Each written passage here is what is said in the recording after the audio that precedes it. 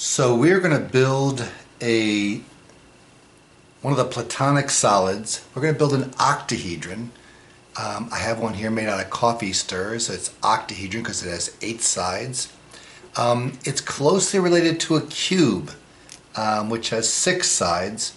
You might notice that if you took a cube and took the midpoint of each face and used those as the vertices for another shape, it would be right there, this octahedron. I can actually put this inside there and show that maybe.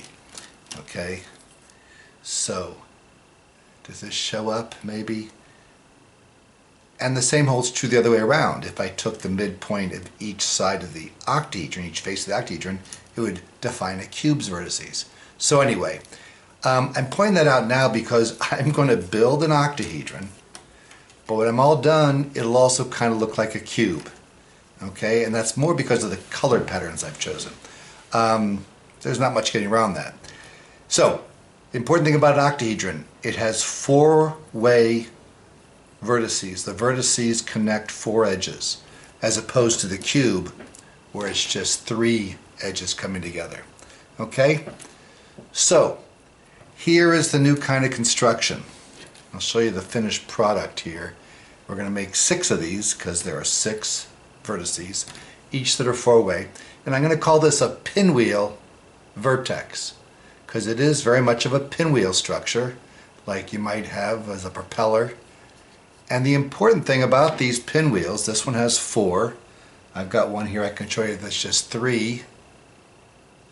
And another one that's 5. Those will be for other structures. But this one, because the octahedron has 4-way vertices, I want to use these 4-way pinwheels. All these propeller blades are pointing the same direction. As I hold it here, it's pointing, I guess that would be what? Counterclockwise. Okay? Likewise this one, they're all pointing counterclockwise. All 6 of them, I've got 2 red, 2 blue, I'll make the yellows for you here, are all pointing counterclockwise. That's important, that they all be pointing the same direction. Okay? So how do you make those? Start with the tile. We're gonna make 2 yellow ones here. I'll actually show you how to make the wrong one, and that is, I'm going to start with these 2 corners, top and bottom, and I'm going to put a connector. And I'm using some new black connectors that are a little extra firm. On the right side. That's the wrong one for this. I should be putting on the left, but watch what I put on the right side. And now I'm going to connect it to another one. I want to make sure I do that it can completely hinge around so it's facing the same way. If I had it like this, a zigzag connection, that would not work. So these are all what amount to spiral connections. Hinge that around here. I'm going to go to the other end and put a connector. Make sure that hinges around. Connect down at the bottom. And why are we going opposite? Kind of like the hinges on a door. You don't put them right in the middle of the door, you put them farther apart, as far apart as you can. Hinge that one over. And I'm going to go right next to it. Well, I can go up to here, there's still an open spot. Put this last one. That's correct. Actually, it's not correct. This whole thing is wrong because it pinwheels the wrong direction. And the final one we're going to stick, this doesn't really have to be in here, but we're going to put it at that last available opening there to connect the first one to the last one. Okay, so great, I made a wonderful 4-way pinwheel vertex there, but can you see how these propellers are all pointing clockwise, the opposite direction of these? In fact, these are kind of mirror images. We don't want that. We want them to be the exact same. So this one I made, but I'm not going to use. But we'll start again. Corners pointing toward me, top and bottom, and rather than putting it on here, which led to this wrong way, we're simply going to put it on the left side. Okay? And now, as I proceed, see, I'm making sure that hinges over. Boom. We'll be fine. Top, bottom, I'll do a wrong one here and show you what that looks like. Oops. That was a zigzag connection, so I just disconnect it, turn it 90 degrees, reconnect it, and now it's the right kind. Doesn't get in its way. Now we're going to go up to here. Okay, we would go up to this top one, but they kind of get in each other's way, so we'll go to there. Put the fourth and final one, not like that, but like this. And to be sure, you're actually done. This is good enough, but just to give a little extra, see that? It's kind of a little flexy there. A little extra connection. It makes sense to connect this last one back to the first one, and there. This does match these. Each one of these is going counterclockwise, okay? So, I've got 1, 2, 3, 4, 5. I got one more vertex. Remember, the octahedron has six vertices, okay? Are the corners pointing correctly? No. The way I talked about it, I had the corners pointing toward me to start off with. And then which side do I put this connector on? The right or the left? The left. So I've got it going in the correct direction here. And now, just make sure that they hinge like that and they can completely overlap, that you have spiral connections. Okay. And it isn't imperative that you go top, bottom. You can go top, second, third, fourth. It doesn't matter. But I think you get maybe a little stronger bonding there. If we go like this, oops, there we go, like that. Okay. Now we'll go up to this spot. It's good that we have 8 different holes there, or 4 pairs, because that's exactly how many we're trying to put in here. And again, this last one just for a little extra strength. Great. Now I have all of my 6 vertices, and I've color coded them, so you think, okay, this is going to look like an octahedron, but you're going to see it's going to look more like a cube, but I'm still calling it an octahedron. Now it's easy. We're just going to connect these, and that could just be a single one in the middle. No need for more. Okay? So, right? Now, do you see how the faces are all triangles on an octahedron? So we're going to make a triangle here like this. That was one edge. Now we're going to go back to another one, and that's right, we're going to use blue.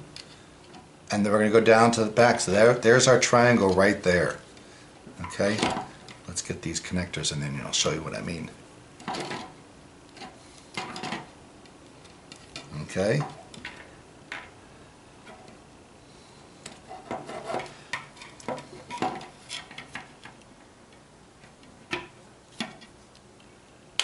There. The triangle here, here, here. And it's just about the same size as this triangle, coincidentally. So there's one triangular face, and these are 3 vertices. Okay? Turn it like this and give it a little bend. And now we're going to connect. We've got red, red, blue. We're going to put a yellow one here. So, doesn't really matter which one of these you use. And notice that because we had all these facing the same way, these are all nice, smooth, spiral connections. If we didn't, if we used this one, this is the wrong one, you see that's going to actually be a zigzag connection in there, which kind of messes with the flow of it. It maybe not doesn't look that bad, but it's going to look best if they're all spiral connections. Okay, and now we're going to do the second triangle here.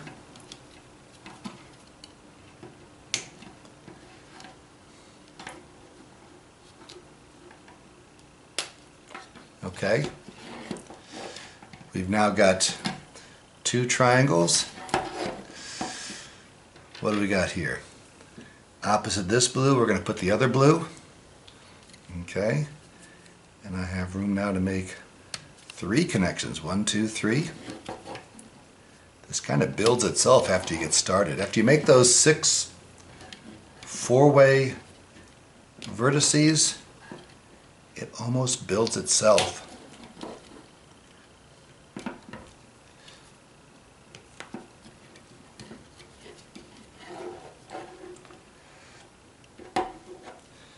And can you tell what goes right there? Boom. Okay, so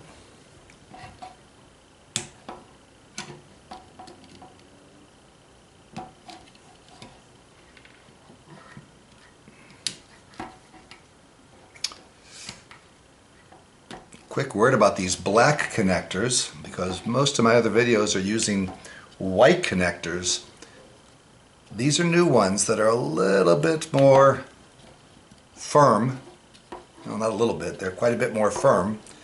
That makes them harder for really young kids. But for I'd say ages 6 and up, they're making structures that just have a lot more integrity. They can drop and not fall apart. So here it is, and I color-coded the corners, the vertices, so this is one, the yellow, and then opposite would be another yellow.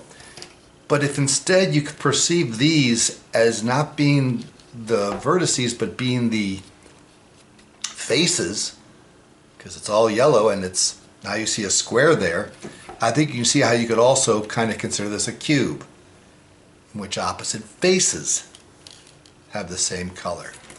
But I'm going to argue no, this is an octahedron. This right here is what defines it, this 4-way vertex of which we have 1, 2, 3, 4, 5, 6, just like these 6 right here.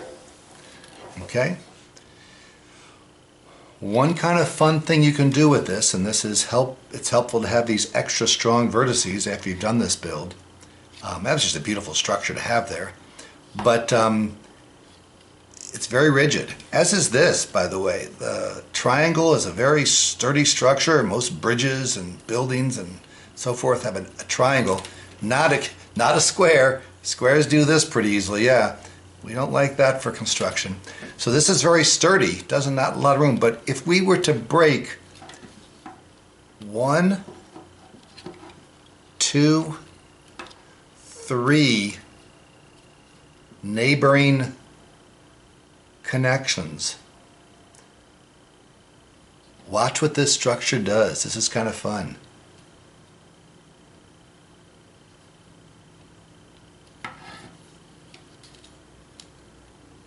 Whoa. And then I can remake those, and this is the exact same shape I had, except it's been turned inside out. Huh.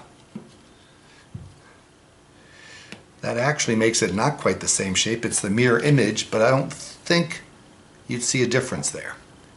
So, again, doesn't matter which ones I do, but if I take one, let's make sure now I got a blue-red, a blue-yellow, and a yellow-red.